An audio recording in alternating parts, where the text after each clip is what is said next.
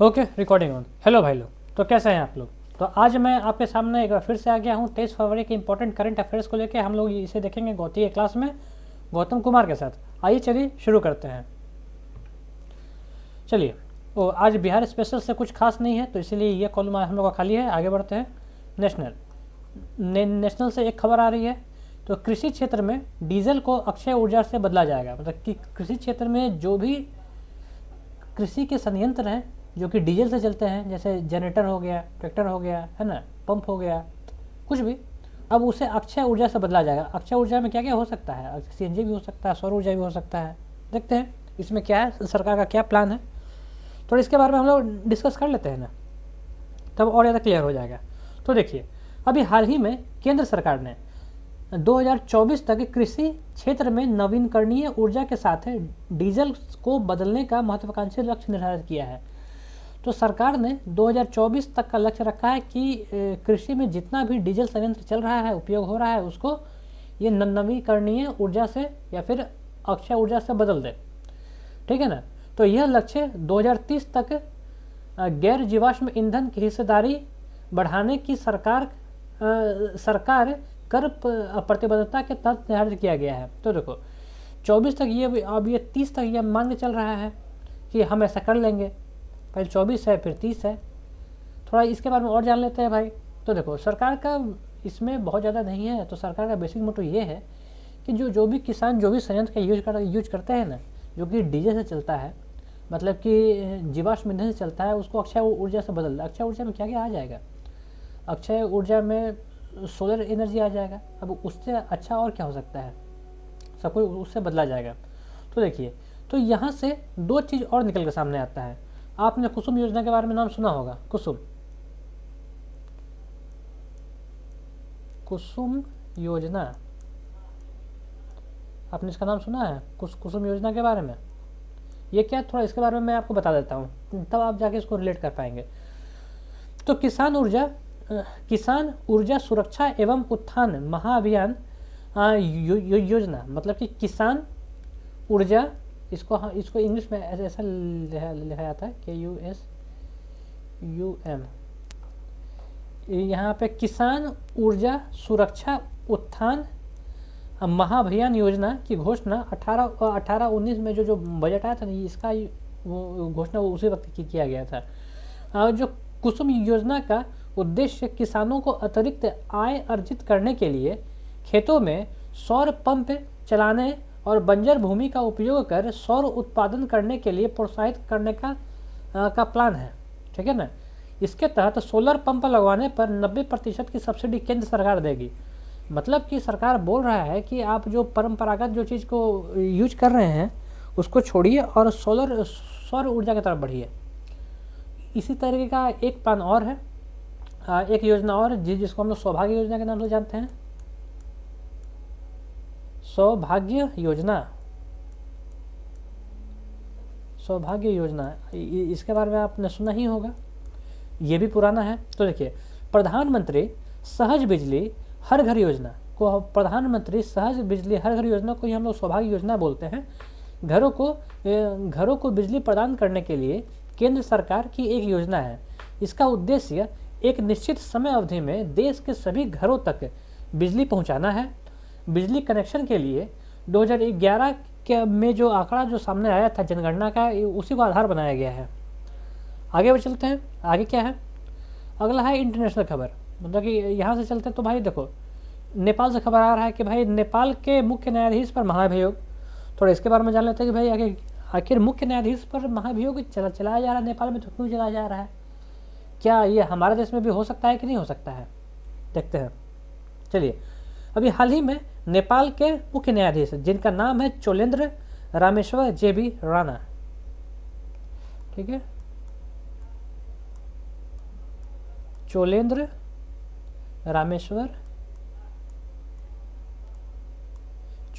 Rameshwar JB Rana इनका नाम है, ठीक ना, जिनके ऊपर महाभियोग चलाया जा रहा है। तो राणा के खिलाफ संसद सचिवालय में महाभियोग प्रस्ताव दर्ज किया गया है। ठीक है। तो मुख्य न्यायाधीश पर आचार संहिता का उल्लंघन करने उच्चतम न्यायालय में न्यायिक माहौल बनाए रखने में विफल होने और नैतिक आधार नहीं अपनाए जाने पर तमाम आरोप इन पर लगाए गए हैं। तो देखिए, ये तो बात नेपाल का है, ये बात केवल नेपाल का ही नहीं है, भारत में भी ऐसा हो चुका है। आपने दीपक मिश्रा का नाम सुना होगा। दीपक मिश्रा, दीपक मिश्रा हमारे आईसीजे थे, ठीक ना, सॉरी हम सीजीआई थे, सीजीआई। इनके कार्यकाल के दौरान विपक्ष ने भी इनके ऊपर महाभियोग चलाया था, लेकिन इससे कुछ हासिल हुआ नहीं, ये एज इट इज़ बने रहे। मतलब कि अगर आप मुख्य न्यायाधीश हैं और उसके बाद भी अगर आप लोकतांत्रिक तरीके से अपना काम नहीं कर रहे हैं तो आप पर महाभियोग चल सकता है, इसका यही कहना है। आगे बढ़ते हैं। कनाडा में आपातकाल।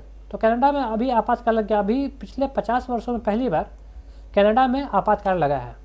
ये टुडरो बहुत तेज बनते हैं, भारत में जब भी कुछ होता है तो भाई हमेशा टूट टूट खेलते हैं, अब इनके ऊपर आ गया है तो ये अंडरग्राउंड चल रहे हैं। थोड़ा जान लेते हैं इनके बारे में।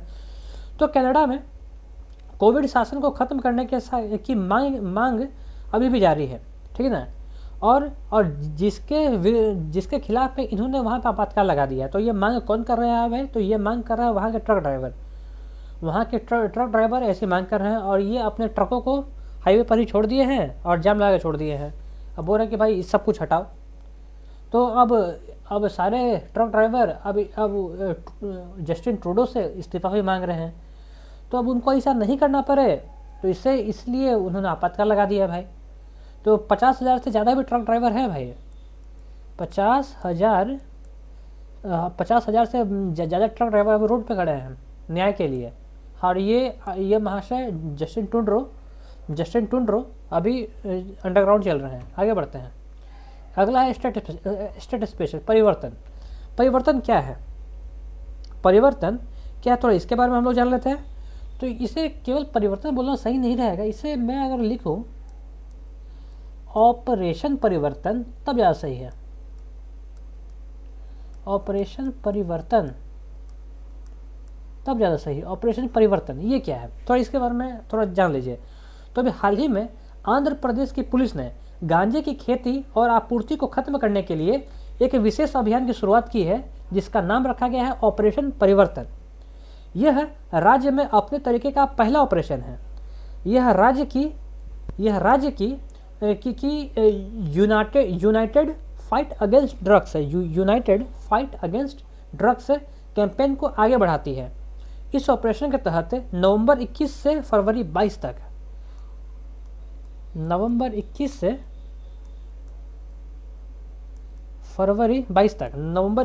फरवरी 22 तक आंध्र प्रदेश की पुलिस ने फसल के मौसम से पहले 7552 एकड़ में फैले, बहुत बड़ा आंकड़ा है भाई, 7552 एकड़ में फैले गांजे के फसल को नष्ट किया है। और विशाखापट्टनम में 2 लाख किलो गांजे को बाहर भेजे जाने से पहले ही पकड़ लिया है। 2 लाख किलो गांजा को बाहर भेजे जाने से पहले ही इन्होंने पकड़ लिया है। बाप रे, तो बहुत बड़ा आंकड़ा है। इस ऑपरेशन का मुख्य लक्ष्य मरीजुआना फसल को खोजना और नष्ट करना है तथा उत्पादन में भाग लेने वाले स्वदेशी समुदायों को शिक्षित करना है। आगे बढ़ते हैं। और क्या है भाई आगे? न्यू अपॉइंटमेंट में अभी कुछ खास आया नहीं है, हम लोग बात करेंगे जब आएगा। तो इम्पोर्टेंट डेथ में आ जाते हैं भाई। बप्पी लहरी का आप नाम सुना ही होगा, I am a disco dancer. Bappi Lahiri का अभी देहांत हो गया, हुआ अभी 69 साल के थे। अब इनके बारे में बहुत ज़्यादा बताने की ज़रूरत तो नहीं है, क्योंकि ये संगीतकार थे, ये प्रसिद्ध संगीतकार और गायक थे। कौन थे भाई? संगीतकार और गायक थे जिनका अभी 69 वर्ष की उम्र में निधन हो गया है। चलिए आगे बढ़ते हैं।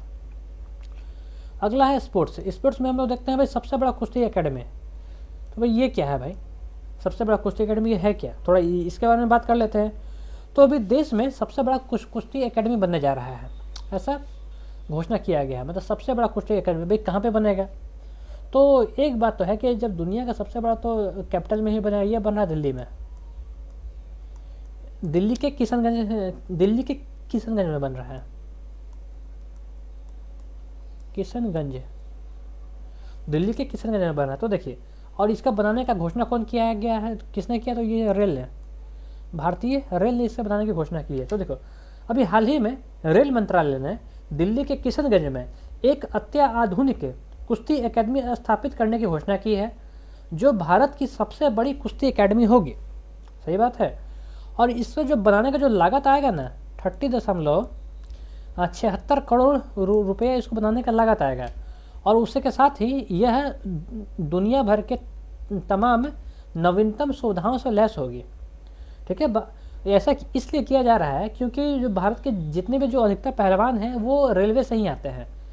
मैं कुछ नाम गिनवा देता हूँ, जैसे सुशील कुमार, पता ही होगा, साक्षी मलिक, रवि कुमार, बजरंग पूर्णिया, ये सब के सब जो रेसलर हैं ये कहीं ना कहीं रेलवे से ही निकल कर आए हैं। अब इसलिए रेलवे ऐसा कर रहा है ताकि कुश्ती को बढ़ावा भी मिले और खिलाड़ी भी बने। आगे बढ़ते हैं। सिक्योरिटी में कुछ नहीं है, अभी साइंस एंड टेक्नोलॉजी में आया है भाई। अब इसरो पीछे कैसे रहेगा। अब PSLV C-52 मिशन ये क्या है, तो इसके बारे में जान लेते हैं भाई। तो देखिए, तो अभी फरवरी में भारतीय अंतरिक्ष अनुसंधान संगठन मतलब इसरो,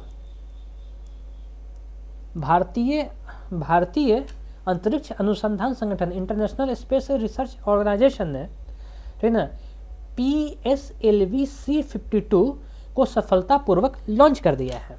ठीक है, यह 2022 का ये 2022 का पहला प्रक्षेपण अभियान है। इसे आंध्र प्रदेश के श्रीहरिकोटा स्थित सतीश धवन अंतरिक्ष केंद्र से पहले लॉन्च पैड से लॉन्च किया गया है। इस मिशन के अंतर्गत रडार इमर्जिंग मतलब कि EOS 04 को अंतरिक्ष में भेजा गया है। EOS 04 एक रडार प्रतिबिंब उपग्रह है जिसे कृषि, वानिकी और पौधारोपण, मृदा नमी एवं जल विज्ञान तथा बाढ़ मानचित्र जैसे अनुप्रयोगों के लिए सभी मौसम और स्थिति में उच्च गुणवत्ता प्रतिबिंबों को उपलब्ध कराने के लिए डिजाइन किया जाता है। तो देखिए, ये तो बात इतना हो गया इसरो का और PSLV C-52 का। तो क्या देखो भाई, इसरो कभी भी अकेला नहीं जाता, मतलब घाटे थोड़ा इसरो नहीं करता है। ये इसके साथ है, अपने साथ 2 और उपग्रह भी लेके गया है, 2 और सैटेलाइट भी लेके गया है।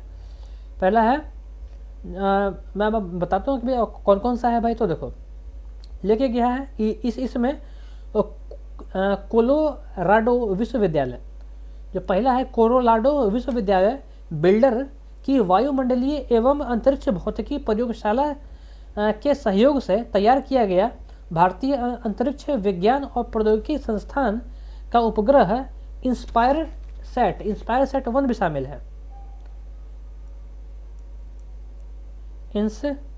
मैं लिख के बताता हूँ। इंस्पायर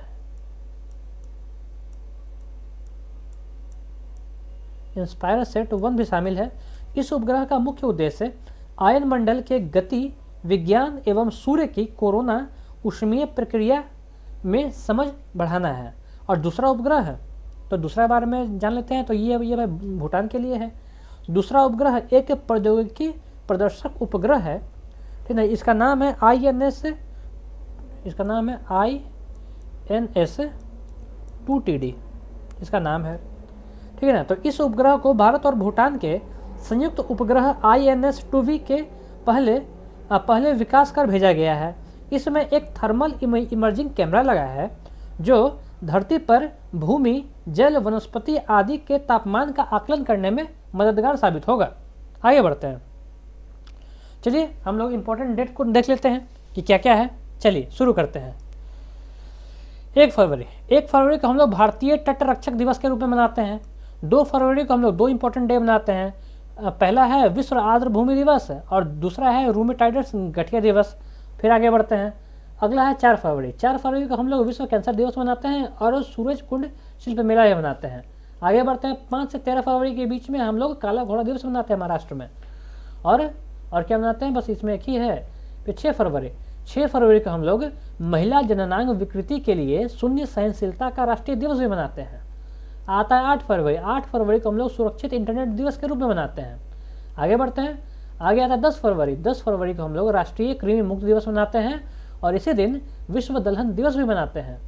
इसके बाद आता है 11 फरवरी।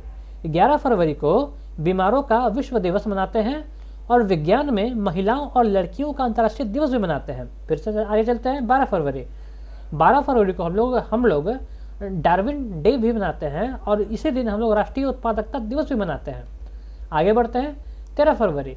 13 फरवरी को हम लोग विश्व रेडियो दिवस मनाते हैं और 18 से 27 फरवरी के बीच में हम लोग ताज महोत्सव मनाते हैं जो कि आगरा में मनाया जाता है। फिर आता है 20 फरवरी। 20 फरवरी को हम लोग सामाजिक न्याय विश्व दिवस मनाते हैं या फिर विश्व सामाजिक न्याय दिवस मनाते हैं। फिर आ गया 21 फरवरी। 21 फरवरी को हम लोग अंतर्राष्ट्रीय मातृभाषा दिवस मनाते हैं। फिर 22 फरवरी।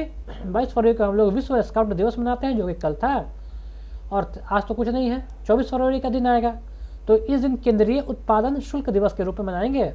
फिर 27 फरवरी को हम लोग विश्व एनजीओ दिवस के रूप में मनाएंगे और फिर 28 फरवरी को हम लोग राष्ट्रीय विज्ञान दिवस मनाते हैं और फिर उसके बाद दुर्लभ रोग दिवस मनाएंगे। आगे बढ़ते हैं। ओहो, ये हमारा स्लाइड खत्म हो गया। तो भाई लोग आज के करंट अफेयर्स यहीं तक। अगर आपको हमारे ये करंट अफेयर्स अच्छे लगते हैं, अगर आपको हमारा प्रयास अच्छा लगता है तो प्लीज़ आप हमारे साथ यूं ही बने रहिए, हमें सपोर्ट कीजिए। जो भी होता है आप हमें कमेंट कीजिए। चलिए, इतने समय तक सुनने के लिए बहुत बहुत धन्यवाद। हम लोग फिर से आपसे मिलेंगे।